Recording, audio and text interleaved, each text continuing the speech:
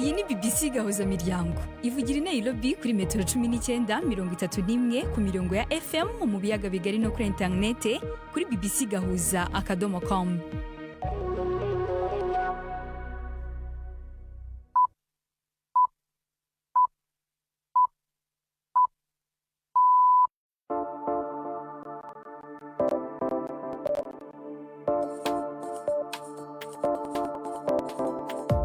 Ni saa moya n'igice z'ijoro i Nairobi, ni saa 12 n'igice z'umugoroba mu Burundi no mu Rwanda. Muri kumwe na Latifa Mutesi. Mwiriwe neza bakunzi ba BBC Gahuza Miryango, mbaye ikaze mu makuru yo kuri uyu wa gatatu tariki 22 ukwezi kwa karindwi uyu mwaka wa 2026. Izi ni zimwe mu ngingo z'ingenzi amakuru yacu agiye kwibandaho. Muri Republika ya Demokarasi ya Kongo hagiye kuba ibiganiro leta ivuga ko bizahuza abanyekongo bose. Ese umutwe wa AFC mu 23 urwana na leta y'iki gihugu uzabyitabira? Ibiriya biganiro yabitumije kushaka kuburizamo imyigaragambyo abaturage bari bateguye umunsi wa none. Nta bindi twifuza kure uretse biturimo, ibindi nibyanyararureshwa.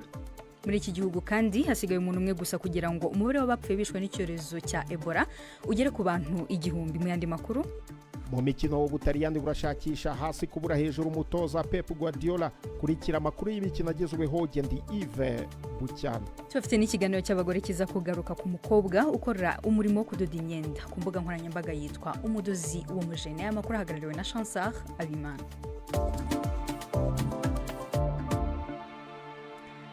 Mbere yo gutangira amakuru twabateguriye ku buryo burambuye, Prime Ndikumagengi yadutegurira amakuru agezweho hirya no hino. Abashigikiye wahoze ari perezida wa Venezuela yavanywe ku butegetsi Nicolas Maduro batanguye kwiganiriza hanze ya sentare i New York ahaja kurenguka mu mwanya uza. Iyo ntahe ishobora kwemeza itariki urubanza ruzotangurira mu kwezi kwa gatandatu mu mwaka uza ku birego bijanye no gucuruza ibyayoramutwe, iterabwoba rishingiye kuri urwo rudandazwa hamwe n'ibigwanisho bikira umuriro. Ivyaha Maduro ahakana. Uwo yahoze ari umukuru w'igihugu n'umugore wiwe Celia Flores bafungiwe New York kuva ingabo za Amerika zibafashe zibasanze aho babi Caracas mu kwezi kwa mbere. Abashinga amateka ba Amerika hamwe n'abashinga amategeko ba Amerika hamwe n'abategetsi ba Israel bavuze yuko batewe impungenge n'amasezerano ya nucleaire yitezwe gushirwa ku mugaragaro uyu munsi hagati ya Amerika na Arabia Saudite. Ayo masezerano hategekanya yuko leta zunze ubumwe za Amerika zizofasha Arabia Saudite gushinga umugambi wa nucleaire ikoreshwa mu bikorwa bya gisivile ushobora no gutuma ico gihugu gitangura gutunganya uranium ikoreshwa mu mashini zitanga umuyaga nkuba uturutse kuri nucleaire. Ibindi kuri iyo nkuru na Chansar Abimana. Ayo masezerano hagati y'ivyo bihugu bibiri amaze imyaka myinshi avugwa kubijanye na nucleaire, ariko hari ubwoba ko ubwo bushobozi bushobora guhindurwa kugira ngo bukore ibigwanisho.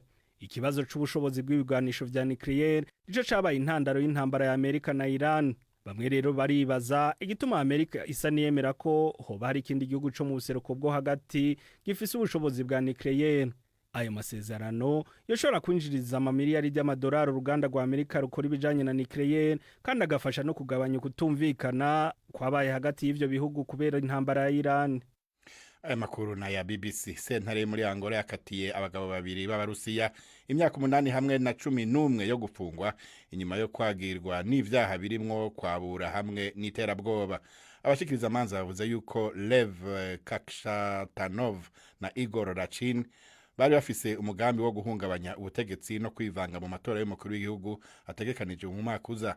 Abagabo bombi bahakanye ko bafitaniye isano n'imihari y'iterabwoba. Bafashwe mu mwaka uheze i Rwanda hamwe n'abanyagihugu babiri bo muri Angola inyuma y'imyerekano yo kwiyamiriza iduga ry'ibiciro yahavuye ihinduka imvururu igahitana abantu barenga 20. Urwego rw'ishyirahamwe rujejwe gucungera ibyo kurya ko atangwarane ishobora gutera mu ishyirahamwe rya Buraya rwagabanuye urugero rwemewe rw'umuti ukoreshwa cyane mu guhingura amazi yo kunywa. Iyo ngingo ije inyuma yuko bimaze kwemezwa yuko TFA iba imwe mu miti yo kwica udukoko itandukanye iyo imiti imwe yo kwica udukoko itandukanye mu duce tuyigize ishobora kugira ingaruka ku nkabuzo izwi nka thyroxine ifasha mu gutuma umubiri ukora neza. Ubu urugero rwemewe ku munsi ni hafi inshuro 3.5 munsi yaho rwahora. TFA ni rimwe mu miti izwi nk'imiti yamaho kuko ufata umwanya munini kugira ngo uduce twawo dutandukane hanyuma usambuke. Latifa, urakoze cyane Prime.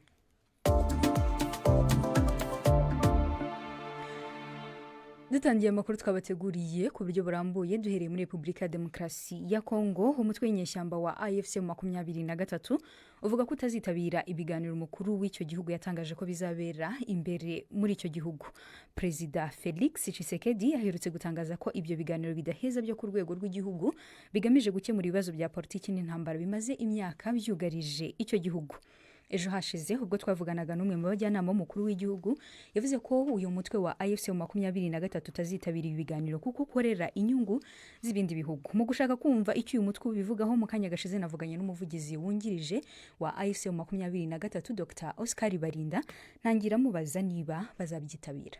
Twebwe icyo tuzi nuko ibiriya biganiro yabitumije gushaka kuburizamo imyigaragambyo abaturage bari bateguye umunsi wa none tariki 22. Ibindi ni bya nyirarureshwa, ariko kuri twebwe AFC M23 uzi ko turi mu biganiro n'ubutegetsi bwa Kinshasa kuva umwaka ushize mu kwezi kwa gatatu. Mushingira kuki muvuga yuko ari ukuburizamo iyo myigaragambyo? Erega makuru tuba tuyafite, turabakongomane. Ubwo no kuvuga ko ibiganiro muvuze ko nta bihari, kandi ubwo niyo byaba bihari ntago muzabyitabira? Nta bindi twifuza kure uretse biturimo. Mwebwe n'iki mwiteguye gukora kugira ngo mwereke abanyekongo ko intego yanyu ari amahoro? Uce turimo ari ubwisanzure, ari amahoro n'umutekano. Ubakongomani bose ntavangura, aho bakaba bacuruza bagacuruza, abahinga bagahinga bagasarura ibyabo bakorora. Turimo turakora imihanda, turimo abanyeshuri bariga, Ebola abarwayi bose baraza bavuye iyo ngi mu bice bya leta bagera hano tukabavura bagakira. Hagati aho ariko nanone hari ibiganiro murimo kugirana na leta muri Doha bimaze igihe bitavugwa, ese biracyakomeje? Ndakubwira nyine hari ikibazo cy'ingendo kwanza, kugira ngo twohereze intumwa zacu bagomba kujya mu kato iminsi 21. Burero ibiganiro byabaye nk'ibigenzwa buhoro, ubu hari bizasubukurwa, ariko hari biri gukorwa hano.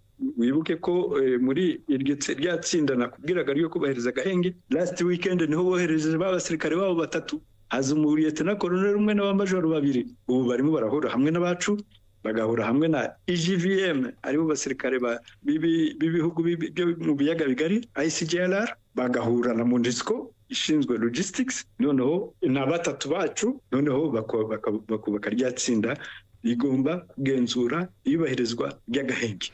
Dukomeje nanone kandi vuba twabonye mwarakiriye abandi barwanyi bashya barenga 9,300. Umuntu ashobora kwibaza ese ibyo ntago byaba ari nk'ikimenyetso cy'uko mwiteguriye intambara ahubwo aho kwitegurira ibi biganiro? Icyo nakubwira, nta ntambara dushaka.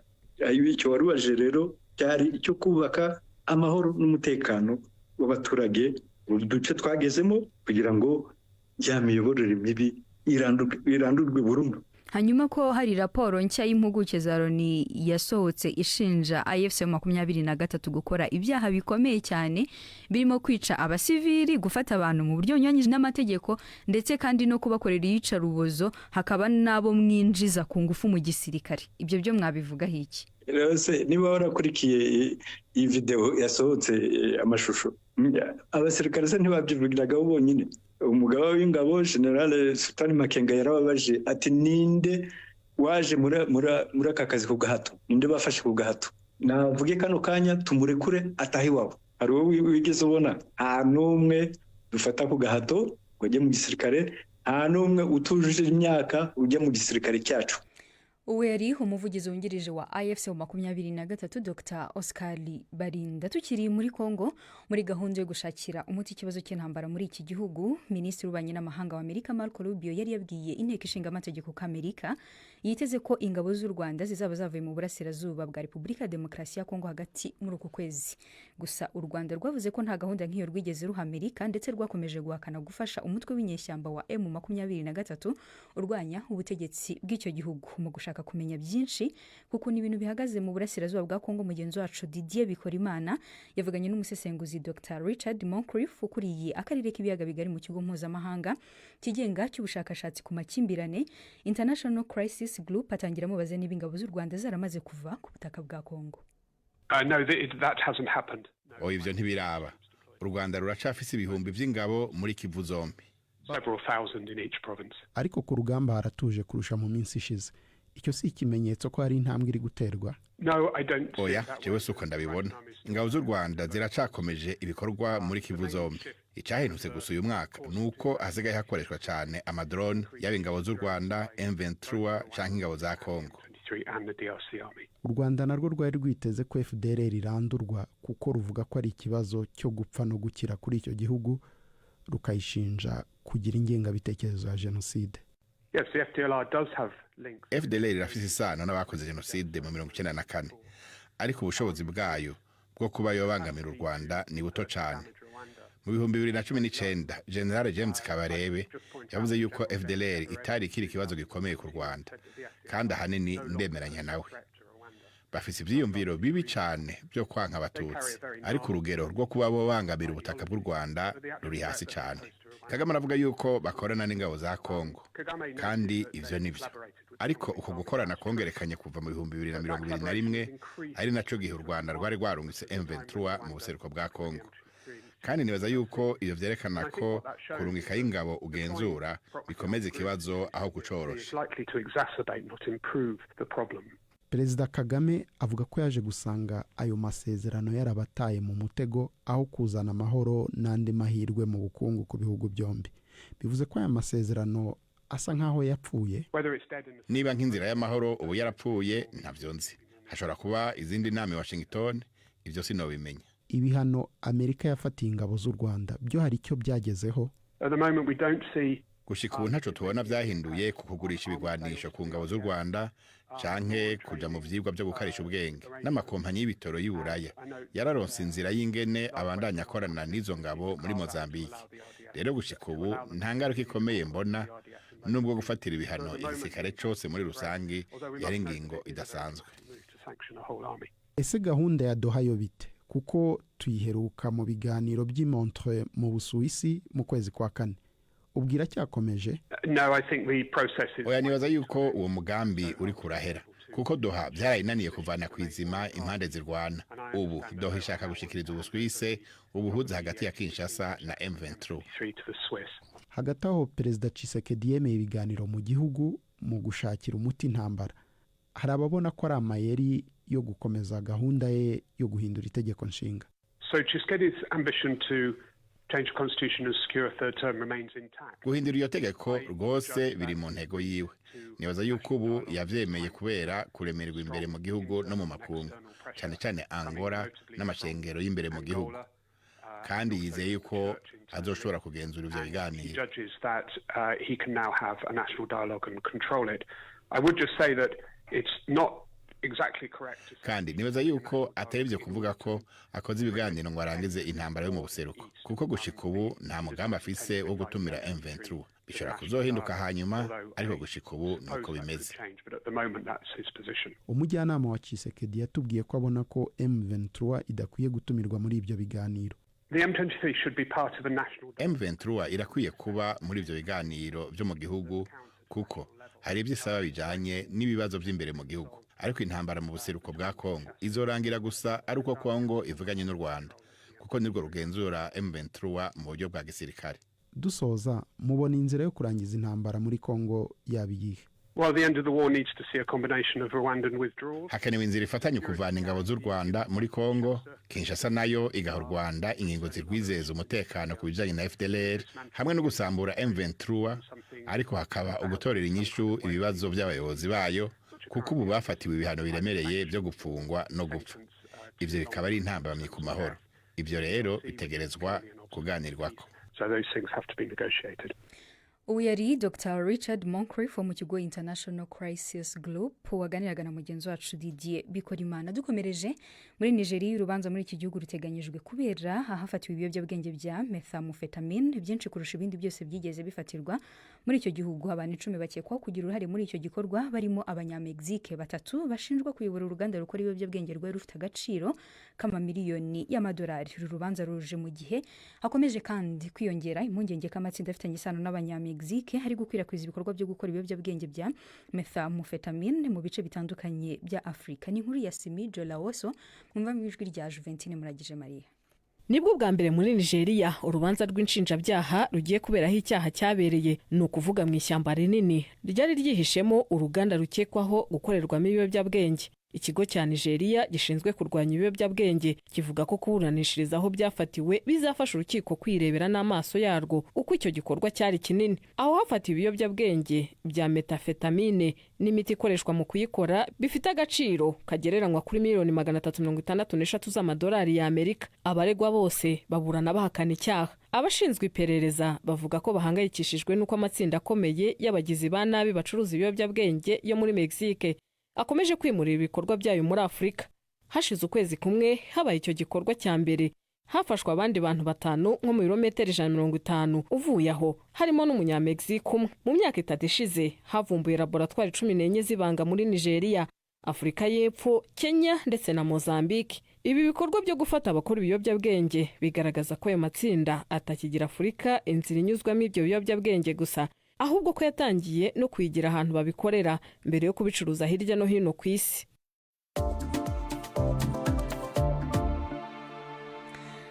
Dusuye muri Republika ya Demokarasi ya Kongo, ishami ry'umuryango w'abibumbye ryita ku buzima rivuga ko icyorezo cya Ebola giheruka kwaduka muri iki gihugu kiri hafi kugera ku mubare uteye ubwoba baba bamaze kwicwa n'icyo cyorezo, kuko hasigaye umuntu umwe gusa kugira ngo umubare w'abapfuye ugere ku bantu 1000. Abashinzwe ubuzima baburira ko umutekano muke ukomeje kurangwa muri ako gace hamwe n'ingendo z'abaturage bava hamwe bajya ahandi biri gutuma bigorana kurushaho gukumira ndetse no guhagarika ikwirakwira ry'iki cyorezo cya Ebola. Ni inkuru ya Richard Kagowe, mumva mu ijwi rya Chansar Abimana. Ikiza cha Ebola kimaze guhitana abantu 199 muri Republika ya Demokarasi ya Kongo. Abajejwe amagara y'abantu muri Kongo bavuga ko kuva ikiza gitangazwa mu kwezi kwa gatanu abantu 2473 bamaze kwemezwa ko banduye. Ubico kiza kikaba kimaze gukwiragira mu ntara zitano zo mu bararo uko bushira ubuseruko bw'ico gihugu. Intara ya Ituri nibangamiwe cyane aho hari igitigiri kinini c'abandura n'abahitanwa na Ebola, mu intara ya Kivu ya ruguru na yonyene haguma habonekamwo bashasha banduye. Ishiramwe mpuzamakungu gitamagara y'abantu OMS rivuga ko ubwinshi bw'abantu mu makambi y'impunzi hamwe n'umutekano muke cyane mu turere bacukuramwe amabuye y'agaciro ari byo biriko birihutisha ikwiragira ry'ico kiza.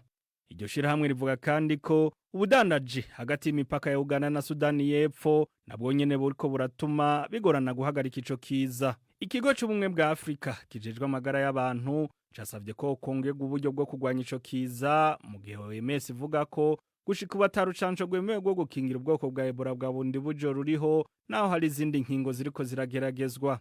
Naho ico kiza kiguma ciyongera, abantu barenga 180 baramaze gukira, mu gihe abandi 100 bakiri mu bibanza vyo kuvurirwamwo. Abajejwe amagara y'abantu muri Kongo bavuga ko bakibandanya no gukurikirana abahuye n'abandu ico kiza. Ubu ni saa 12:47 mu Burundi no mu Rwanda. Reka tubageze bimwe mu bizaba bikubiye mu kinamico urunana yo ku munsi w'ejo.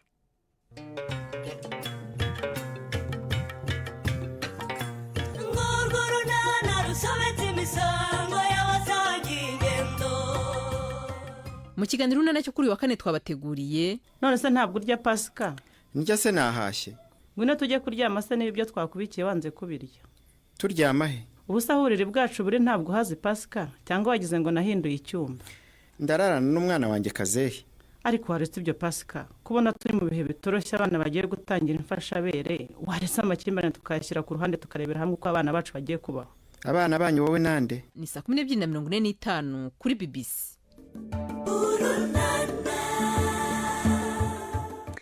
Dukomereje mu makuru y'imikino avugwa hirya no hino twateguriwe na Yves Bucyana.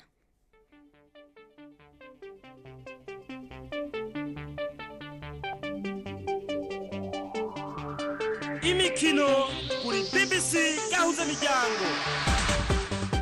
mwireho neza mwese bakunze imikino kuri BBC. Mbere mu Rwanda imikino ya Sekafa Kagame Cup ihuza amakipe ya mbere mu bihugu bya Afurika y'Iburasirazuba izatangira kuwa gatandatu ikazabera i Kigali mu Rwanda. Ikipe ya APR FC niyo izakira umukino wo gufungura irushanwa ihura na Gor Mahia yo muri Kenya. Mu itsinda rya mbere ririmo kandi Vipers ya Uganda na Garde Republicaine yo muri Djibouti. Itsinda rya kabiri rigizwe na Singida na Simba zo muri Tanzania, Jamus yo muri Sudani y'Epfo na Mogadisho yo muri Somalia. Itsinda rya gatatu ririmo Rayon Sport yo mu Rwanda, Al Hilal Omdurman yo muri Sudani, Tusker yo muri Kenya na KVZ yo muri Tanzania. Ku mugabane w'Uburayi Ubutaliyani buri gukora ibishoboka byose ngo businyishe Pep Guardiola nk'umutoza w'ikipe y'igihugu Squadra Azzurra imaze imyaka 12 yose idakandagira mu gikombe cy'isi. Benjamin niyo kwizerwa. Ndagushimiye cyane Yves. Ishyirahamwe ry'umupira w'amaguru mu Butaliyani binyuze ku muyobozi waryo Giovanni Malago ryemeje ko barimo kuganira na Pep Guardiola ngo abe umutoza mukuru w'ikipe y'igihugu y'Ubutaliyani.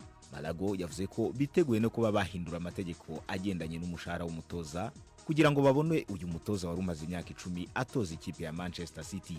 Ubutaliyani burimo gushaka uyu mutoza nyuma y'uko General Gattuso watozaga iyi kipe y'igihugu y'Ubutaliyani asezerewe mu majonjoro yo gushaka itike y'igikombe cy'isi. Ikipe ikaba yaranananiwe no kujya mu bikombe by'isi bitatu biheruka. Abandi batoza barimo gutekerezwa ni Roberto Mancini wafashije ikipe y'igihugu y'Ubutaliyani kwegukana igikombe cy'Uburayi Euro 2020 ndetse na Andrea Pirlo. Yves. Urakoze cyane Benjamin. Ngaruke muri Afurika, Mali, Burkina Faso na Niger zatanze ubusabe bufatanyije bwo kwakira igikombe cya Afurika cy'ibihugu AFCON cyo mu mwaka w'2032. Bakuru b'amashyirahamwe y'umupira w'amaguru muri ibyo bihugu bahuriye na Perezida wa CAF Patrice Motsepe i New York kugira ngo bamuhe umushinga wabo. Ibi bihugu bisanzwe ari ibinyamuryango by'ihuriro rya leta z'akarere ka Sahel bishaka guhuza amikoro n'ibikorwa remezo byabyo kugira ngo bitegure irushanwa riri ku rwego mpuzamahanga. Ku mugabane w'Uburayi kandi umusifuzi Anthony Taylor ejo yatangaje ko acyuye igihe mu kazi ko gusifura, yemeza ko karimo igitutu gikabije. Taylor afite imyaka 47 y'amavuko, akaba yarasifuye imikino 831 mu gihe cy'imyaka 20 yamaze mu mwuga, aho umukino we wa nyuma wari uwo Espagne yatsinzemo Portugal igitego 1-0 mu gikombe cy'isi. Mbere yo kuba umusifuzi wabigize umwuga, Taylor yahoze ari umucungagereza. Yasifuye mu cyiciro cya mbere mu Bwongereza Premier League kuva mu mwaka wa 2010. Mu mikino mpuzamahanga yamaze imyaka 14 ku rutonde rwa FIFA, aho yasifuye imikino 163 irimo y'ibikombe by'isi n'imikino y'ibihugu by'i Burayi. Ku mukino wa nyuma w'igikombe cy'isi cyo mu mwaka wa 2022 muri Qatar, yakuweho gusifura uwo mukino kubera umubano utari mwiza hagati y'Ubwongereza na Argentine. Yari yageze ku mukino wa nyuma ikaza no kwegukana icyo gikombe. Ayo niyo makuru y'imikino nabateguriye. Gendi Yves Bucyaro. Imikino y'ubwoko bwose.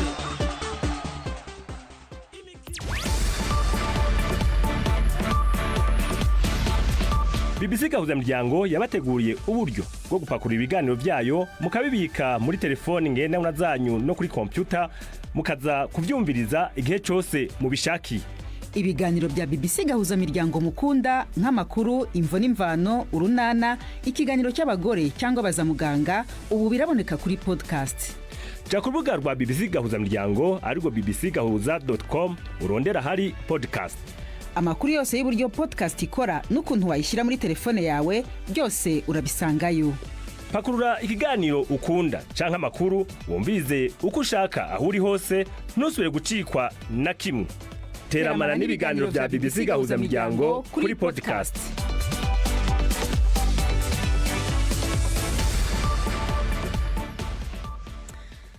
Mu kiganiro cy'abagore twabateguriye kuri uyu mugoroba, mugenzi wacu Vete Kabatesi yaganiriye n'umukobwa ukora umurimo wo kudoda imyenda uzwi ku mazina umudozi w'umujene ku mbuga nkoranyambaga. Izina yemeza ko ryamufunguriye imiryango. Ese byagenze gute? Reka tucyumve.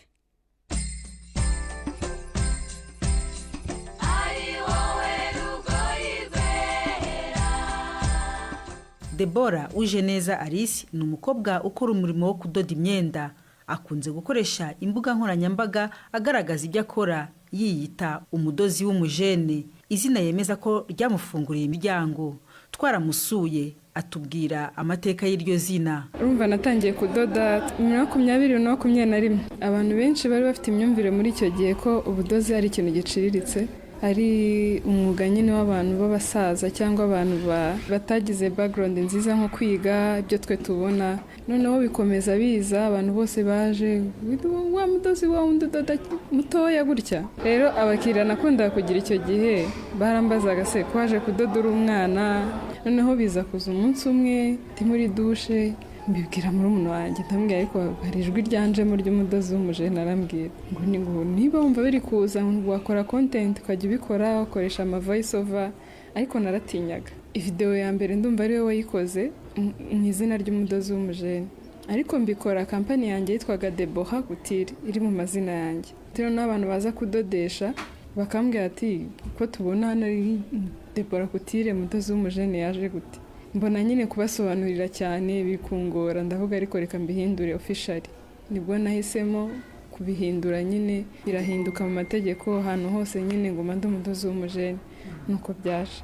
Deborah Ujeneza Alice amaze umwaka umwe gusa atangiye gukoresha imbuga nkoranyambaga yamamaza ibyo akora, ariko ngo byaramwunguye. Deborah cyangwa umudozi w'umujene adodera abantu b'ingeri zose, ariko biganjemo urubyiruko nk'uyu twahasanze. Naje kudodesha umwenda wa ceremony w'ibirori. Yego. Umuntu ubona mu mwenda kuba mu kigero kimwe wumva umwisanzuyeho ukabamubwira ibyo ushaka. Hari aho njya ndodesha ugasanga nyine abantu bakuru nyine ntago bakunda mini, akakureba nyine ugasanga noneho weho ugahisa kudodera ibyo ashaka kandi we wamubwira ibyo ushaka. Uyu nguyu rero akudodera ibyo ushaka kandi amenya n'ibigezweho. Hari igihe umuntu aba atazi modeli yamubera, ariko we arakorera akamenya ikubera. Umudozi w'umujene cyangwa Deborah izina rye bwite, uyu murimo wo kudoda ngo wari usanzwe umurimo kuva akiri muto. Kuva niga mu mashuri yisumbuye nigaga ikoranabuhanga, ariko nkakunda imideli cyane. Ugasanga ni njyewe terateranyije bya birori byo kumurika imideli mu kigo, guterateranya amashuka nkakoramo ikanzu, biza gutya. Ariko ntago nari mfite inzozi neza. Ndangije kwiga naje kwisanga ncuruza imyenda. Iruhande rw'ahantu nacururizaga hari umumama ufite atelier y'ubudozi. Abakiriya banjye baza kugura nk'ipantaro nkajya kuyigabanyisha kuri uwo mumama. Ndareba mbona amafaranga ndi guhomba yo kugabanyisha ipantaro, ntago ndi kuyahomba. None negera mama ndamubwira ni se wanyigishe kudoda. Arambwira ati nta kibazo, ku kwezi uzajya wishyura 15,000. Akanyigisha, noneho ntangira kujya ncuruza ya mapantaro abakiriya banjye baje kugura, nkajya kuyigabanyiriza ku mashini. Yingisha ikintu cyitwa ikanzu, ikanzu ya mbere niho nayikoreye. Nuko ubudozi bwaje. Kugira ngo uzave kuri ya pantaro yo kugabanya wahereyeho na ya kanzu yo kudoda ukagera ku bijyanye n'imyenda y'ibirori, urugendo rwagenze gute? Uko umuntu akomeza akora niko agenda yiga. Urabanza nyine ugahura n'abakiriya bagupinga, gati suri kudoda ibiki wowe, abasaza nibo badoda neza babimazemo imyaka, kugeza igihe mbonye ko ntago abantu bakururwa nanjye, ahubwo bazakururwa n'ibyo nkora. Niga noneho kubikora, mva kwa mama Christian njya kubyiga imyuga y'amezi 6, ndayirangiza nkora stage nk'abandi, niko nagiye ku isoko ry'umurimo.